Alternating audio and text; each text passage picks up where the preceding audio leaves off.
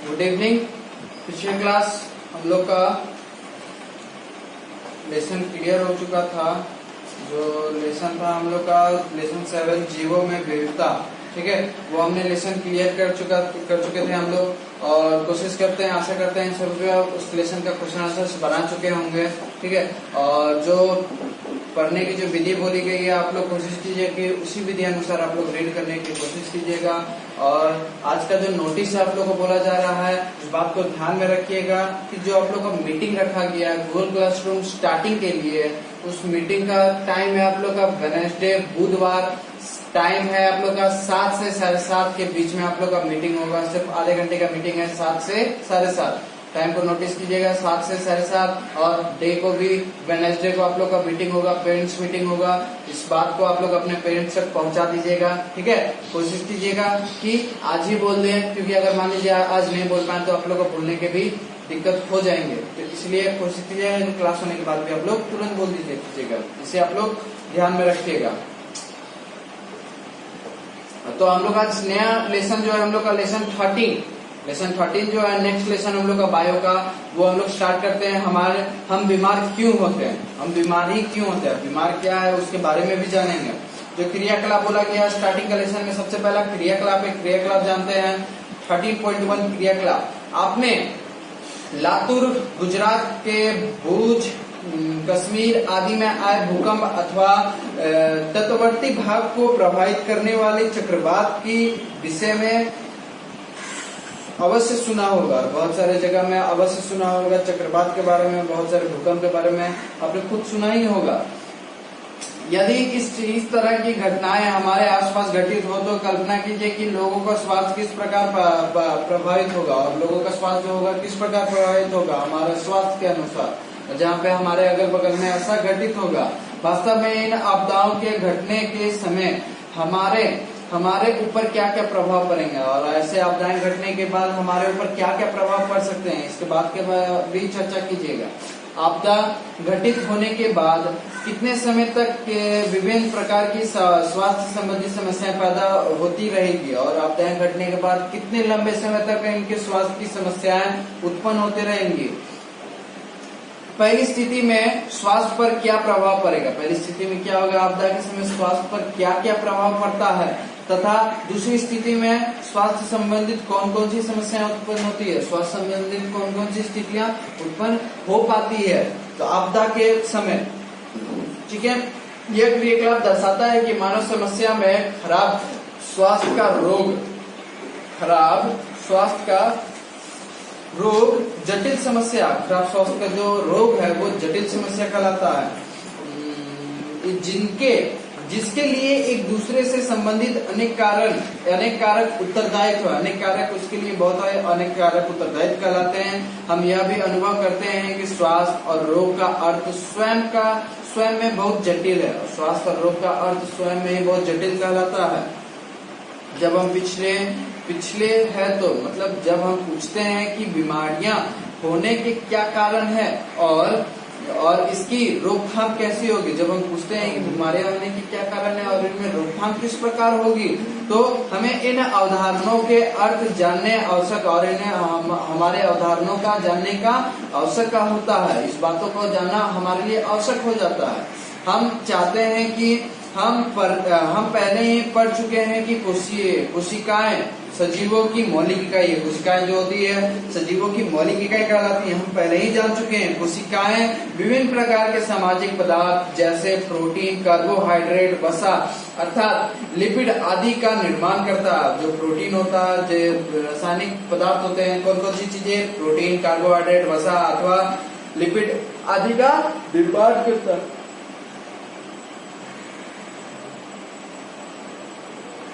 यद्यपि चित्र में यह स्थिति प्रतीत होती है लेकिन इसमें काफी सक्रियता पाई जाती है। यह चित्र में स्थिति प्रतीत होता है लेकिन इसमें बहुत ही सक्रियता भी पाया जाता है। इसके अंदर सदैव कुछ न कुछ क्रियाएं होती रहती है, और इनमें बहुत सारे कुछ न कुछ क्रिया होते रहती है। इनके अंदर कोशिकाओं के अंदर कोशिकाएं एक स्थान से दूसरे स्थान को गतिशील रहती है, और कोशिकाएं जो होती है एक स्थान से दूसरे स्थान तक गतिशील रहती है। यही तक कि जिन कोशिकाओं में गति नहीं होती है उनमें भी कुछ न कुछ मरम्मत का कार्य चलता रहता है, और किन्हीं में कोशिकाओं का स्थिति गड़बड़ा जाता है। मतलब बोला जाए कि उनमें जो क्रिया होती है, गतिविधि होती है, वो नहीं होती है, तो उनके कारण उनका कोई कारण होता है कि उनमें मरम्मत का कारण उत्पन्न हुआ रहता है, इसलिए उनमें स्थिति नहीं पाई जाती है और गतियां नहीं पाई जाती है। नई नई कोशिकाएं बनती रहती है और बहुत सारी नई नई कोशिकाएं भी बनती रहती है। हमारे अंगों अथवा ऊतकों में बहुत सी विशिष्ट क्रियाएं चलती रहती है, और हमारे अंगों और ऊतकों में बहुत सारी विशिष्ट क्रियाएं चलती रहती है।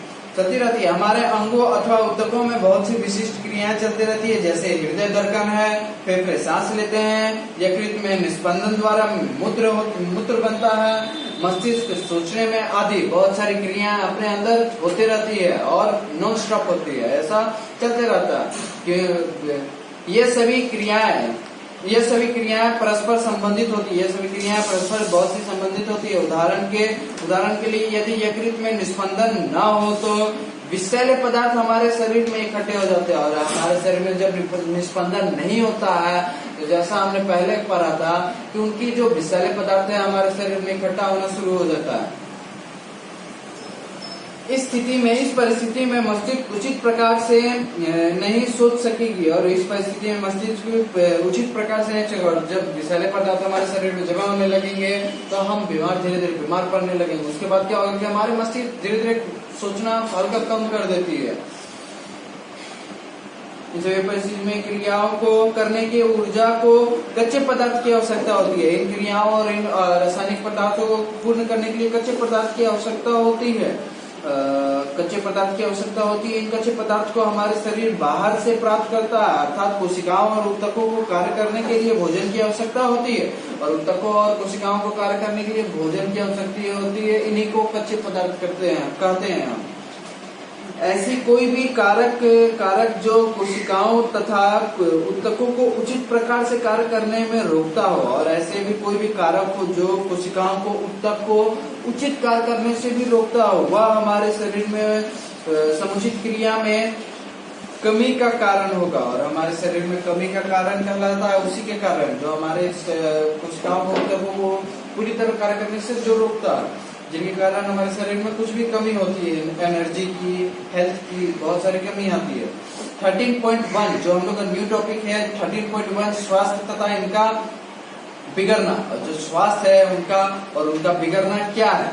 13.1.1 में बोला गया स्वास्थ्य का महत्व। जो स्वास्थ्य का महत्व बताया गया उनको देखते हैं। हम सभी ने स्वास्थ्य शब्द को सुना है और इन शब्द का प्रयोग भी हम प्राय करते हैं। जैसा कि हम कहते हैं कि मेरी दीदी का स्वास्थ्य अच्छा नहीं है, मेरी दादी का स्वास्थ्य अच्छा नहीं है। ऐसा बोला गया है कि हम स्वास्थ्य का शब्द बहुत अच्छे तरीके से करते हैं और डेली जीवन में हम इसे करते हैं। जैसे कि हम कहते हैं कि मेरा स्वास्थ्य अच्छा नहीं है, मेरे भाई का स्वास्थ्य अच्छा नहीं है, मेरे पिताजी का स्वास्थ्य अच्छा नहीं है, ऐसा हम यूज करते हैं। अध्यापकों द्वारा भी इस शब्द का प्रयोग किया जाता है जब वे कहते हैं कि आपकी अभिवृद्धि स्वास्थ्य नहीं है, मतलब आपकी स्वास्थ्य अच्छी नहीं है। इस स्वास्थ्य शब्द का अर्थ क्या है? वास्तव में स्वास्थ्य का अर्थ अच्छा रहने से स्वास्थ्य का क्या होता है कि वास्तव में अच्छे रहने से होता है। हम इस पर अच्छापन का अर्थ प्रभावी कार्य करता है। प्रभावी कार्य, इस अच्छापन का स्वास्थ्य क्या होता है कि प्रभावी का कार्य करता है, सोच करते हैं। प्रभावी का अर्थ सोच करते हैं, मतलब प्रभावी कार्य करता है, सोच करते हैं। हमारी दादी के लिए बाजार जाना अथवा पास पड़ोस में जाना योग्य होना अच्छे स्वास्थ्य के प्रतीक है। मतलब अच्छे स्वास्थ्य के प्रतीक क्या कहलाता है? मान लीजिए हमारे लिए एक दादी है, उनका हमारे आस पड़ोस में घूमना या हमारे बाजार में जाना और इधर उधर टहलने निकलना, वो अच्छे स्वास्थ्य का सिंबल होता है। जब एक छात्र की यदि वे ये करने योग्य ना हो तो हम कहते हैं कि उनका स्वास्थ्य अच्छा नहीं है। अगर वो यह करने योग्य नहीं पाते हैं, वो नहीं करने योग्य होते हैं, तो हम उन्हें कहते हैं कि इनका अच्छा स्वास्थ्य नहीं है। जब एक छात्र की रुचि कक्षा में पढ़ने की हो तो हम कहते हैं कि उसकी अभिवृद्धि ठीक है, मतलब उनका स्वास्थ्य ठीक है। और यदि पढ़ने की रुचि नहीं हो तो कहते हैं कि अभिवृद्धि स्वास्थ्य नहीं है, मतलब अच्छा स्वास्थ्य नहीं है। अतः स्वास्थ्य वह अवस्था है जिनके अंतर्गत शारीरिक, मानसिक और सामाजिक कार्य समुचित क्षमता द्वारा उचित प्रकार से किया जाता है और बहुत ही उचित प्रकार से और सामाजिक तौर पर, शारीरिक और मानसिक तौर पर स्वास्थ्य का देखरेख किया जाता है। ठीक है, और जो हम लोग का नेक्स्ट टॉपिक है 13.1.1 13.1.2, ठीक है, 13.1.2 में क्या है, जो हम लोग का नेक्स्ट टॉपिक है व्यक्तिगत तथा सामुदायिक समस्याएं स्वास्थ्य। देखते हैं वो चीज। स्वास्थ्य किसी व्यक्ति की शारीरिक, मानसिक और सामाजिक जीवन क्षमता की पूर्ण रूपेण समवर्ती स्थिति है। तो कोई भी व्यक्ति इसे स्वयं ही पूर्ण रूप से प्राप्त नहीं कर सकता। कोई भी व्यक्ति क्या होता है कि इसे पूर्ण रूप से प्राप्त नहीं कर सकता है। कि मान लीजिए कि कोई भी व्यक्ति है, उसे पूरी तरह से स्वस्थ नहीं कहा जा सकता, उसमें कोई ना कोई सिम्टम होता है बीमारी की या कोई भी बैक्टीरिया की सिम्टम पाई जाती है, पूर्ण रूप से वो स्वस्थ नहीं पाया जाता है। सभी जीवों का स्वास्थ्य सबके पास पड़ोस अथवा उनकी इर्द गिर्द के पर्यावरण पर आधारित होता है। सभी व्यक्ति का स्वास्थ्य, सभी जीवों का स्वास्थ्य उनके आसपास के वातावरण और आसपास के पर्यावरण के तौर पर उनका स्वास्थ्य अच्छा है रहता है या खराब रहता है। पर्यावरण में भौतिक कारक आते हैं, मतलब पर्यावरण में चेंजेस आते रहते हैं। उदाहरण के लिए चक्रवात हमारी स्वास्थ्य को अनेक प्रकार से प्रभावित करता है। जो चक्रवात है हमारे स्वास्थ्य को बहुत ही अनेक प्रकार से प्रभावित करता है और भूकंप भी बहुत अनेक तरीका से प्रभावित करता है हमारे स्वास्थ्य के तौर पर। परंतु उससे भी महत्वपूर्ण यह है कि मानव समाज में रहता है, अतः हमारा सामाजिक पर्यावरण हमारे व्यक्तिगत स्वास्थ्य के लिए ज्यादा महत्वपूर्ण है। हमारा जो सामाजिक पर्यावरण है व्यक्तिगत स्वास्थ्य के लिए ज्यादा महत्वपूर्ण कहलाता है। अतः हम गांवों, कस्बों अथवा शहरों में रहते हैं। ऐसी स्थानों में हमारे भौतिक पर्यावरण का निर्धारण सामाजिक पर्यावरण द्वारा ही होता है। जो हमारा जो स्वास्थ्य होता है, इनका जो इन बीच में जो हम रहते हैं, इनका जो स्वास्थ्य होता है, उनका स्वास्थ्य हमारे पर्यावरण के तौर पर देखा जाता है। कल्पना कीजिए कि पूरा करकट उठाने वाले एजेंसी कचरे का निपटारा ना करे तो क्या होगा। अब हमको गैस करने बोला गया है कि गैस कीजिए कि अगर मान लीजिए जो कचरा उठाने वाले जो आते हैं नगर पालिका लोग, वो अपने काम नहीं करे, अपना कचरा नहीं उठाए, अपने कॉलोनी को साफ सुथरा ना करे तो क्या हालत होगा हमारे जगह की, हमारे घर के आस पड़ोस की। सोचिए यदि नदियाँ साफ ना हो तो क्या होगा। सोचिए कि हमारे घर के अगल बगल की जो नलियां हैं, जो नलियां जो पाई जाती है जिनमें बहुत सारी गंदगी होती है, उनको साफ ही ना करें हम बहुत दिनों तक, अगर साफ ही ना करें कभी भी, तो क्या हालत होगा हमारी, वो चीज सोचने बोला गया है। यदि काफी मात्रा में कूड़ा करकट गलियों में फेंका जाता है अथवा गीले नाले की रुकी हुई पानी में स्थिर पड़ जाता है तो खराब स्वास्थ्य का संभावना बढ़ जाता है। और बहुत सारे स्वास्थ्य गंदे नलियों के कारण, साफ ना होना और हमारे अलग अलग के पर्यावरण का गंदा होना और कूड़े कचरे फेंकने के कारण हमारे स्वास्थ्य में प्रभाव पड़ता है। अतः सामुदायिक स्वास्थ्य व्यक्तिगत स्वास्थ्य के लिए बहुत महत्वपूर्ण है। तो सामुदायिक स्वास्थ्य व्यक्तिगत स्वास्थ्य के लिए बहुत महत्वपूर्ण कहलाता है। सामुदायिक स्वच्छता व्यक्तिगत स्वास्थ्य के लिए बहुत ही महत्वपूर्ण कहलाता है। क्रियाकलाप यहाँ पे बोला गया, क्रियाकलाप 13.2 क्या है कि पता लगा है कि आपके स्थानीय प्राधिकार के स्वास्थ्य पानी की आपूर्ति के लिए क्या उपाय किए गए। हमारे कॉलोनी में, हमारे इलाके में पानी के लिए क्या उपाय किए गए हैं। क्या आपके मोहल्ले में सभी निवासियों को स्वच्छ पानी प्राप्त हो रहा है, स्वच्छ पानी प्राप्त हो रहा है कि नहीं हो रहा है, यह चीज जांच करने बोला गया है। और सेकंड क्रियाकलाप आप लोग स्वयं पढ़िएगा। ठीक है, अब हम नेक्स्ट पैरा स्टार्ट करते हैं। मनुष्य को स्वास्थ्य के लिए भोजन की आवश्यकता होती है। मनुष्य को क्या है, स्वास्थ्य के लिए भोजन की आवश्यकता बहुत जरूरी होती है। इस भोजन को प्राप्त करने के लिए उसे काम करना पड़ता है।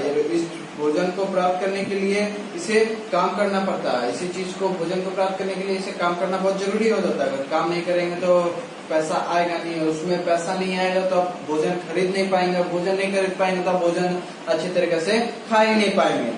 इसके लिए उसे काम करने की आवश्यकता, काम अवसर खोजने पड़ते हैं। अच्छे आर्थिक स्थितियों और कार्य भी व्यक्तिगत स्वास्थ्य के लिए आवश्यक है, और आर्थिक स्थिति व्यक्तिगत स्वास्थ्य के लिए भी बहुत आर्थिक कहलाती है। मान लीजिए कोई काम ही नहीं कर रहा, अब उसका स्वास्थ्य किस प्रकार होगा कि उसको पूर्ण रूप से अच्छा भोजन नहीं मिल पा रहा, क्योंकि वो काम ही नहीं कर रहा, उनके पास पैसा है ही नहीं अच्छे तरीके के भोजन का पूरी तरीके से करने के लिए।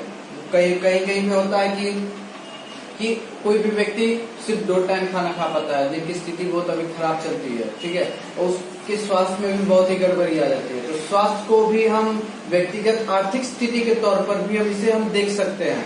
पहला कि गंदगी के तौर पर, पर्यावरण के तौर पर भी हम इसे देखते हैं, और दूसरा कि इसे हम आर्थिक स्थिति के तौर पर भी हम इसे देख सकते हैं, ठीक है। स्वस्थ रहने के लिए प्रसन्न रहना बेहद आवश्यक है, और स्वस्थ रहने के लिए भी खुश रहना आवश्यक कहलाता है। यदि किसी ने हमारा व्यवहार ठीक नहीं है, किसी से हमारा व्यवहार ठीक नहीं है और एक दूसरे से डर हो, तो हम प्रसन्न और स्वस्थ नहीं रह सकते। और मान लीजिए किसी के कारण हम लोग का डर है, मान लीजिए कोई व्यक्ति हमें डरा रहा, धमका रहा, उसके कारण हमें चिंतित हो रही है, हमें चिंता हो रही है, तो उसके कारण क्या हुआ कि हम एक तो प्रश्न मतलब ये खुश नहीं है, तो दूसरा बात उनका जो चिंता हमारे ऊपर थोपने से क्या होता है कि हमें भी चिंता उत्पन्न होने लगती है, हमारा भी स्वास्थ्य खराब होने लगता है, जैसे कि सिर दर्द होने लगता है और भी बहुत सारी बीमारियां उत्पन्न होने लगती है। जैसा कि हमें बताया गया, देखते हैं, इसलिए व्यक्तिगत स्वास्थ्य के लिए सामाजिक सामना बहुत आवश्यक है, मतलब सामाजिक समानता बहुत आवश्यक कहलाता है व्यक्तिगत स्वास्थ्य के लिए। हम इसी प्रकार सोच सकते हैं कि अपने अनेक सामुदायिक समस्याएं हमारे व्यक्तिगत स्वास्थ्य को कैसे प्रभावित करते हैं। हमारे जो व्यक्तिगत स्वास्थ्य है उसको किस प्रकार से प्रभावित करते हैं सामुदायिक समस्या के तौर पर। जो हम लोग का नेक्स्ट नेक्स्ट टॉपिक है, जो हम लोग का नेक्स्ट टॉपिक है 13.1.3, वो हम लोग देखते हैं वो क्या है। कह रहा है कि स्वस्थ रहने तथा रोग मुक्त में अंतर, जो स्वस्थ रहने और रोग मुक्त रहने में क्या अंतर होती है वो देखते हैं। यदि हम इसे स्वस्थ समझते हैं तो रोग अथवा व्याधि किसे कहेंगे, और जो अगर हम इसे स्वस्थ समझते हैं तो रोग या अथवा व्याधि हम इसे किसे कहते हैं। अंग्रेजी का यह शब्द स्वयं को वर्णन करता है, मतलब डिजीज क्या होता है कि स्वयं को वर्णन करता है, जिसे हम बाधित आराम के रूप में सोच सकते हैं, जो उसे हम बाधित या आराम के रूप में हम सोच सकते हैं, इजी के रूप में। रोग का दूसरा अर्थ है असुविधा। रोग का दूसरा अर्थ क्या कहलाता है? असुविधा कहलाता है। हालांकि इस शब्द का अर्थ का प्रयोग बहुत सीमित है, मतलब बहुत सीमित तौर पर हम इसे करते हैं।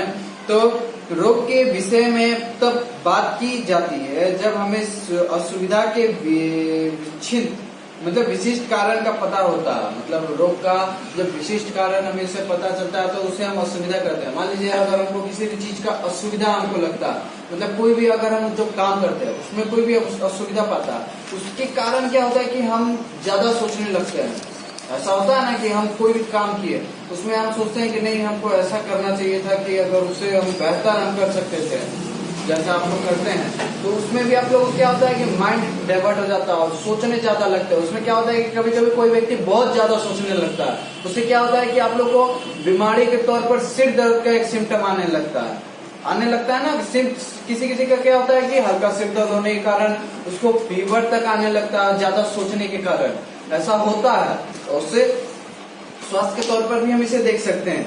रोग के विषय में रोग का दूसरा अर्थ है असुविधा। हालांकि शब्द का अर्थ का प्रयोग बहुत सीमित है। रोग के विषय में तब बात की जाती है जब हमें असुविधा के विशिष्ट कारण का पता होता है। जो असुविधा है उसका जो कोई अहम जो कारण है उसके कारण हमको जो पता होता है उसके कारण ही हम उससे बात कर सकते हैं कि क्या सुविधा असुविधा है उससे। रोग के विषय में इसका अर्थ यह कतई नहीं है कि हम इसका सही और अंतिम उत्तर बिना कारण जाने हम यह कह सकते हैं कि कोई व्यक्ति प्राहिका से ग्रस्त है, मतलब कोई भी कारण से ग्रस्त हो जाता है। अब जबकि हमको कुछ उसके बारे में पता ही नहीं। मान लीजिए कोई भी उसको बीमारी है, हमको उसके बारे में कुछ पता ही नहीं है कि उसको क्या बीमारी है, क्या कारण से हुआ है, तो हम उसे कोई भी बीमारी हम नहीं ना दे सकते हैं। जाहिर सी बात है, अगर जो अहम जो है, जो अहम भूमिका, जो बीमारी की जो अहम भूमिका निभाता है, उसी के तौर पर हम उसकी समस्या को जान सकते हैं ना। हम कुछ भी उसके ऊपर नहीं ना थोप सकते कि आपको यही बीमारी हो सकता है, ऐसा तो नहीं कर सकते। यह देखा गया है कि बिना किसी विशेष रोग के भी व्यक्ति अस्वस्थ हो जाता है, और कोई भी बिना रोग है, कोई व्यक्ति होता है कि हमको कोई भी रोग नहीं है फिर भी वह अस्वस्थ कहलाता है। लेकिन कोई रोग ना होने का अर्थ यह नहीं है कि व्यक्ति स्वस्थ है, लेकिन कोई रोग ना होने का यह फिर जरूरी नहीं है कि वह व्यक्ति स्वस्थ कहलाए कि मुझे कोई रोग नहीं है, मुझे कोई रोग नहीं है तो मैं स्वस्थ हूँ, मैं अच्छी तरीके से स्वस्थ हूँ, ऐसा नहीं होता है।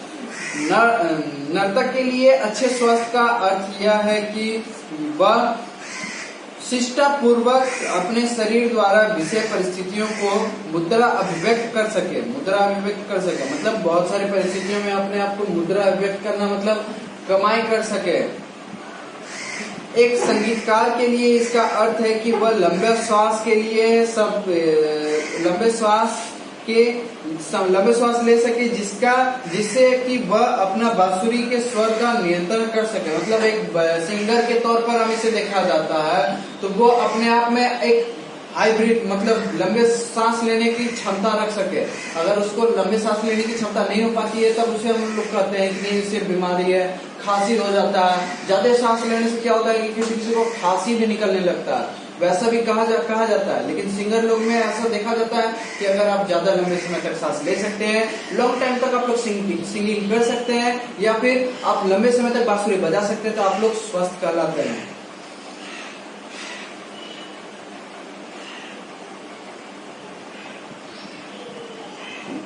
एक संगीतकार के लिए इसका अर्थ यह है कि वह लंबे श्वास के ले सके, जिससे कि वह अपनी बांसुरी में स्वर का नियंत्रण कर सके।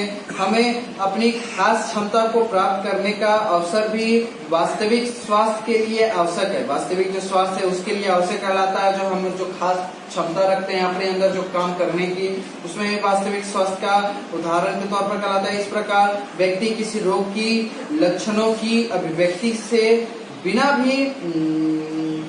के बिना भी अस्वस्थ हो सकता है। मतलब कोई भी रोग के कारण भी वो अस्वस्थ हो सकता है। अगर मान लीजिए जैसे कि मैंने अभी ऊपर में ही कहा, उसके कारण भी कोई भी अस्वस्थ रह सकता है। यही कारण है कि हम स्वास्थ्य के विषय में सोचते हैं। हम स्वास्थ्य के विषय में सोचते हैं, हम समाज और समुदाय के विषय में सोचते हैं, रोग के विषय में सोचते हैं। समय हम लेकर अपने बारे में विचार करते हैं, और बहुत सारी चीजों के बारे में हम इसे विचार भी करते हैं। और बहुत सारी चीजें में स्वास्थ्य के विषय में भी हम सोचते हैं। अपने अनुसार हम सोचते हैं ना कि नहीं मुझे अपने अच्छे स्वास्थ्य में रहना है, मैं अच्छे डाइट लूं, अच्छे खाने के तौर पर अच्छे एक्सरसाइज करूं, डेली सुबह रनिंग करूं या डेली सुबह उठूं, अच्छे तरीके से पढ़ाई करूं। उससे क्या होगा, आपका स्वास्थ्य अच्छा रहता है। कंटिन्यू अगर अपने रूटीन बनाए रखेंगे तो आपके स्वास्थ्य में भी वृद्धि होती है। आप इस प्रकार अगर आप सोचते भी होंगे तो इसी अनुसार अपने स्वास्थ्य को लेकर सोचते होंगे, यही चीज बोला गया। ठीक है, तो आज के लिए सिर्फ हम लोग आज यहीं पे स्टॉप करते हैं। जो 13.1 है हमने क्लियर किया। जो नेक्स्ट क्लास होगा हम 13.2 से स्टार्ट करेंगे, रोग तथा इसके कारण। जो 13.2 पॉइंट है वो हम लोग नेक्स्ट क्लास में स्टार्ट करेंगे। और इस बीच में जो हमें क्वेश्चन आंसर्स दिए गए 13.1 जो क्लियर हुआ है, इसमें जो 3 क्वेश्चन दिए गए, अब इसे जरूर से जरूर बनाने की कोशिश कीजिएगा। ये जो इंटरनल जो क्वेश्चंस होते हैं वो बहुत अहम होते हैं, उसका बहुत अच्छी भूमिका निभाई जाती है एग्जाम के तौर पर। ठीक है, इसलिए ज्यादातर आप लोग को बोला जाता है कि इंटरनल क्वेश्चन ही बनाने की कोशिश कीजिएगा। ठीक है, और बाकी चीज के क्वेश्चन आंसर्स को भी ध्यान देना है। ठीक है, और जो इंटरनल क्वेश्चन होते हैं वही एक्सरसाइज में रहते हैं, ज्यादातर कोई बाहर का नहीं रहता। अगर आप लोग इंटरनल बना लेंगे ना तो एक्सरसाइज का कम्प्लीटली आप लोग से खुद से बन जाएगा। ठीक है, अगर जो ना बने वो चीज आप लोग पूछिएगा और इस चीज को दोबारा से रीड कीजिएगा, इसे दोबारा से समझने की कोशिश कीजिएगा। अगर जो ना समझ में आए इसे फिर से रीड करने की कोशिश कीजिएगा। जो रीड करने की विधि आप लोग को बताई जाती है उसी विधि अनुसार आप लोग इसे रीड करिएगा। ठीक है, और इस बात को ध्यान में रखिएगा कि बाहर अभी नहीं निकलना, घर पे ही रहना, सिर्फ घर पे ही आप लोग को स्टडी करना है, या कुछ भी कामकाज हो गया या कुछ भी खेलकूद हो गया, सिर्फ अभी घर पे ही करने की कोशिश कीजिए। ज्यादा बाहर ना निकले और ज्यादा दूर दूर तक अभी ना घूमे। ठीक है, और आज का जो नोटिस मैंने कहा था फिर कह रहा हूँ कि सभी को ध्यान में रखना है कि बुधवार को आप लोग का मीटिंग होगा, जो गूगल क्लासरूम है, जो गूगल क्लासरूम आप लोग का होगा उसके अनुसार आप लोग का पेरेंट्स मीटिंग रखा गया। कब? बुधवार को आप लोग का पेरेंट्स मीटिंग रखा गया। इस बात को ध्यान से सुनिएगा, 7 से 7:30 बजे के बीच में गूगल क्लासरूम के लिए आप लोग का पेरेंट्स मीटिंग रखा गया। सब अपने अपने पेरेंट्स को बोल दीजिएगा कि बुधवार को 7 से 7:30 के बीच में 7 बजे आ जाने के लिए, और 7:30 बजे तक आप लोग का पेरेंट्स मीटिंग होगा। ठीक है, इस बात को ध्यान में रखिएगा और अपने अपने पेरेंट्स को बोल दीजिएगा। ठीक है, और कोशिश कीजिएगा कि ज्यादातर घर में रह के स्टडी करने के लिए। ठीक, थैंक यू।